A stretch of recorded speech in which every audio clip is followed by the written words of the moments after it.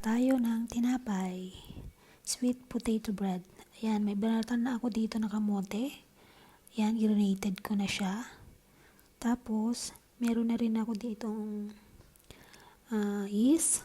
Nilagyan ko siya ng kalahating tasa ng breast milk. Isang tablespoon yung yeast ko na nilagay. Tapos, 3 tablespoon na white sugar din ang inilagay ko. Minix ko lang yan, guys. Tapos, tinakpan ko siya for 1 hour. Pagkatapos nun, guys, after ng 1 hour, naglagay ako dyan ng isang itlog. Tapos, minix ko yan. Naglagay ako dyan ng 1½ cup na flour. Minix ko din yan hanggang sa ma-well combine ang ating mga dry ingredients. Yan. 1 kalahati po ang nagamit ko dyan. Mix ko lang yan, guys, hanggang sa ma-well combine yung ating dry ingredients. Tapos, naglagay ako dyan ng 3 kutsara ng olive oil.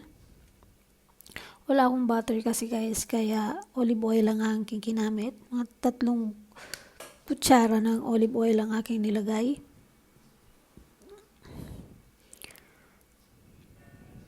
Hindi ko po nabidyohan yung isa. Tapos, minix ko dyan ng 1 tasa ng grated na sweet potato. 1 tasa po yung ginamit ko. Bali, 1 pirasong kamote. Yan. Tsaka ako siya minasa. Siyempre nagugas po ako ng kamay ko nung minasa ko yan. Yan. Minasa ko lang yan hanggang sa ma-melt combine po yung ating mga ingredients. Yan. Ganyan po yung texture niya. Tapos hinati ko yan. Hindi proportion po ang paghati ko. Kasi wala po kasi akong weighing scale. Ayan, ganyan.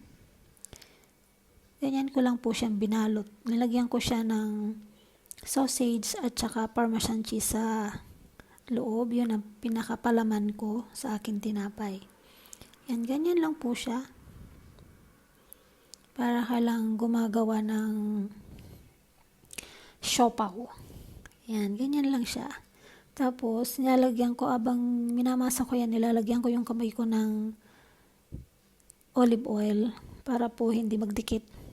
Madikit po kasi siya. Yan, ganyan po. Yan ang aking ginawa.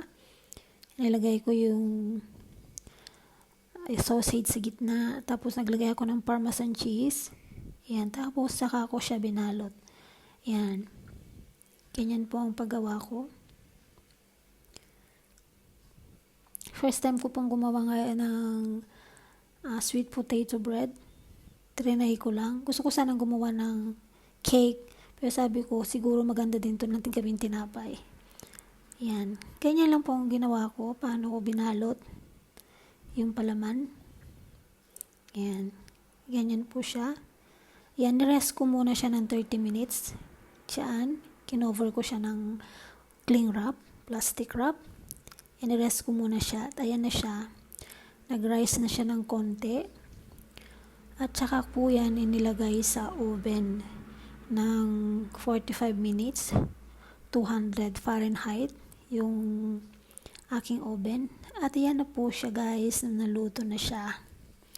Perfect na pang kape. Kape na nga lang talaga ang kulang. Ayan, tingnan natin, guys. Ganyan siya kaganda nung na-bake na siya. Healthy and gawang homemade siya. Yan. Pwede nyo doon gayahin. Madali lang siyang lutuin. Thank you for watching, guys. See you to my next video. Please follow for more. God bless.